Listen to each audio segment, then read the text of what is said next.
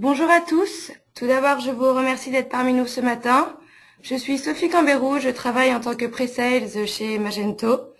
Pendant 40 minutes, notre partenaire Gold Magento XI Ingénierie animera ce webinaire intitulé E-commerce B2B, vente inter-entreprise, comment l'exploiter avec Magento Enterprise. Les 15 minutes restantes seront dédiées à vos questions et que vous pourrez poser également tout au long du webinaire dans le carré en bas à droite. Je laisse maintenant la parole à Christophe Lebeau, qui est consultant e-commerce, expert Magento.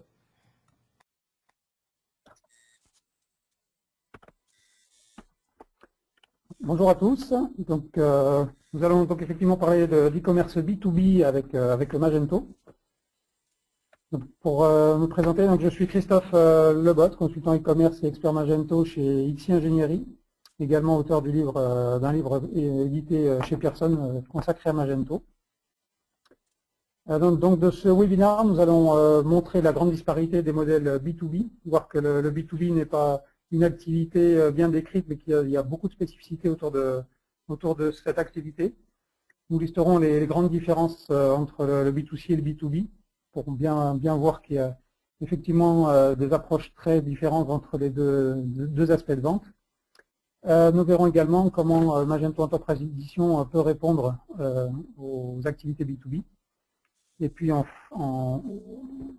la fin de ce webinaire, nous verrons aussi quelles sont les meilleures approches pour échanger des données avec des outils de gestion, parce que Magento est un canal de vente pour la partie web, et il faut évidemment le coupler avec des outils de gestion.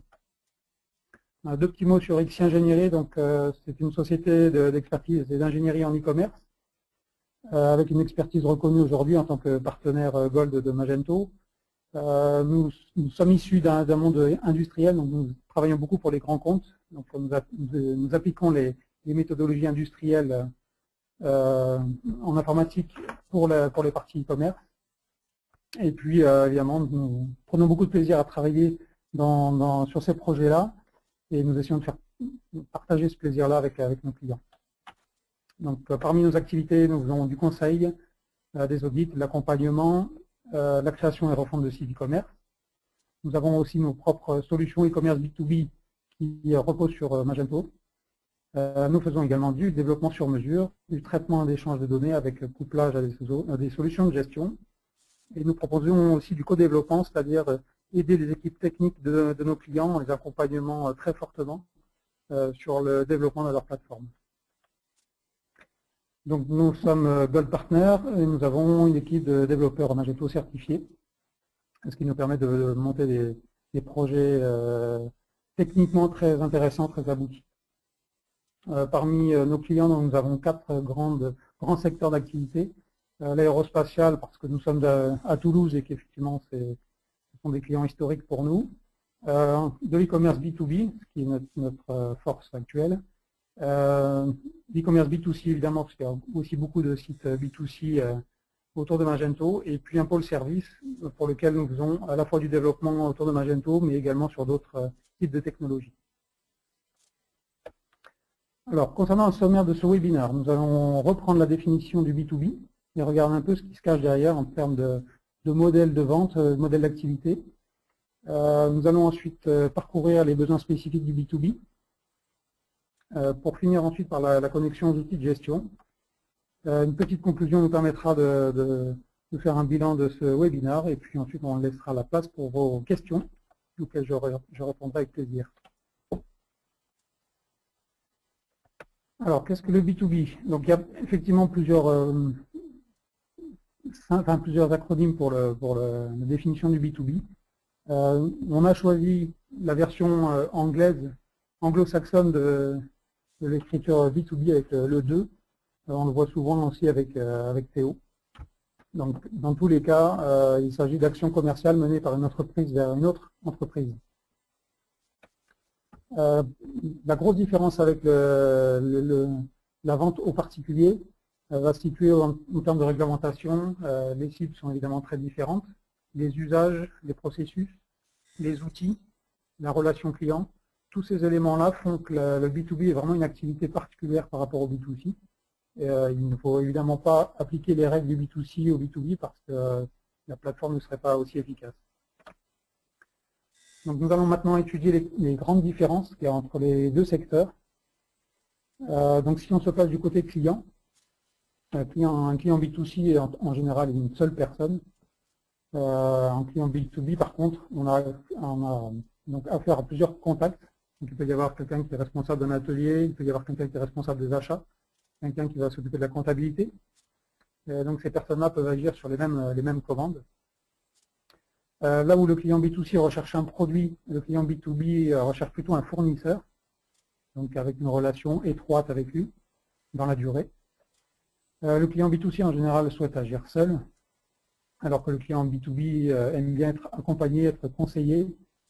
Le client B2C souhaite plutôt une offre simple, donc il faut lui pré-mâcher tout le travail, préposer des produits qui sont préconfigurés avec très peu d'actions à faire, alors que le client B2B apprécie plutôt les offres détaillées avec beaucoup de détails techniques sur les produits affichés. Là où le client B2C attend des promotions, le client B2B lui préfère plutôt les conditions tarifaires, c'est-à-dire des conditions de prix qui sont négociées avec le fournisseur. Le client B2C achète vite. Par contre, le client B2B achète plutôt lentement. C'est-à-dire qu'il peut y avoir plusieurs jours, voire plusieurs semaines d'écart entre l'intention d'acheter un produit et le fait de l'acheter réellement. On va voir le détail par la suite. Si on se place côté commerçant, donc le commerçant B2C, lui va plutôt favoriser l'achat d'impulsion, puisque le client B2C est là pour acheter vite, donc on va favoriser l'achat d'impulsion. Le client B2B, par contre, va favoriser l'achat de raison, c'est-à-dire un produit qui correspond bien à son activité. Là où le client B2C va travailler le volume de transactions pour faire entrer du chiffre, le client B2B, lui, va travailler le volume de conversion, donc convertir le maximum de clients pour favoriser un peu la récurrence, le renouvellement de commandes. Le client B2C va chercher à élargir ses cibles pour avoir le maximum de transactions. Par contre, le client B2B, lui, doit absolument restreindre ses cibles pour pouvoir vendre les produits aux clients les plus concernés par ces produits. Et c'est là qu'il se fera un nom, une image, et qui deviendra une référence dans son métier. Là où le commerçant B2C doit contrôler la transaction, c'est-à-dire bien vérifier que les paiements sont faits avec des cartes non opposées, non volées, etc. Le client B2B, lui, va plutôt contrôler le client, donc vérifier qu'il est solvable. Le commerçant B2C va construire sa réputation autour de son offre, alors que le commerçant B2B va construire sa réputation autour des services. Et là, c'est pareil, il va falloir en B2C accélérer l'achat, alors qu'en B2B, les cycles sont beaucoup plus longs, donc il faut absolument sécuriser l'achat, donc faire en sorte que l'achat soit acquis, même s'il peut prendre plusieurs semaines. Concernant les fonctionnalités, donc là, ce sont les conséquences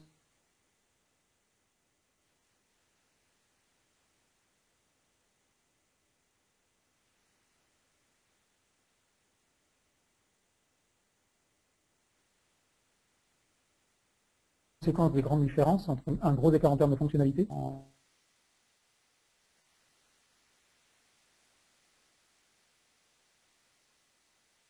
Sur un site B2C, on va parler de compte en marketing.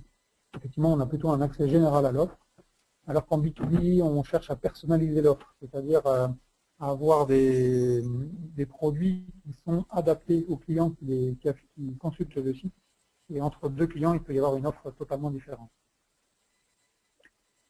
Évidemment, en B2C, on va trouver des prix TTC, ça c'est la loi qui nous l'impose. Par contre, en B2B, on va travailler sur des prix hors taxe. On va donc trouver des prix promotionnels côté B2C, des prix négociés, vraiment personnalisés côté B2B.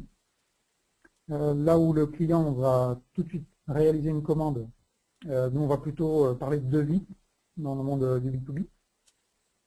Et concernant les modes de paiement, en général en B2C, on essaie d'avoir le paiement immédiatement à la commande, alors qu'évidemment en B2B, il peut y avoir des modes de paiement différés. Donc on va voir le détail un peu plus loin. Côté,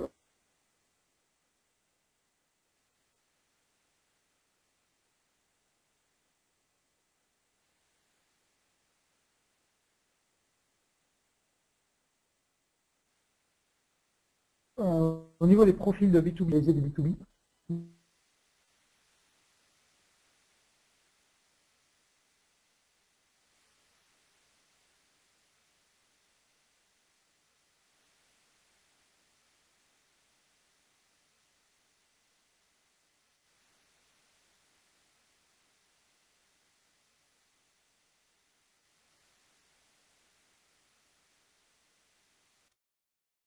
etc., qui vont donc connecter leur activité à des outils de gestion, donc ERP ou CRM, puis ils vont avoir également,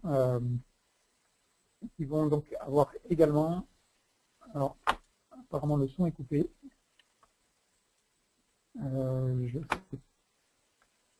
ok, donc le son est revenu. Donc au niveau des B2B classiques, voilà, ce qu'on va retrouver aussi également, c'est la gestion des grilles tarifaires, donc qui va permettre de personnaliser les produits pour chaque client. On a également le cas d'un mélange entre B2B et B2C. Donc ça, ce sont des cas aussi très fréquents. D'avoir un site qui vend à la fois pour des particuliers et pour des professionnels. Il va falloir évidemment séparer les deux activités parce que les fonctionnalités sont différentes, même si on utilise le même catalogue. Et après, il y a beaucoup d'autres cas.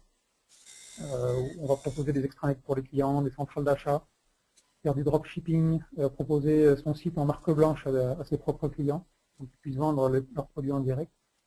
Donc il y a beaucoup de cas d'activités B2B qui sont un peu particulières.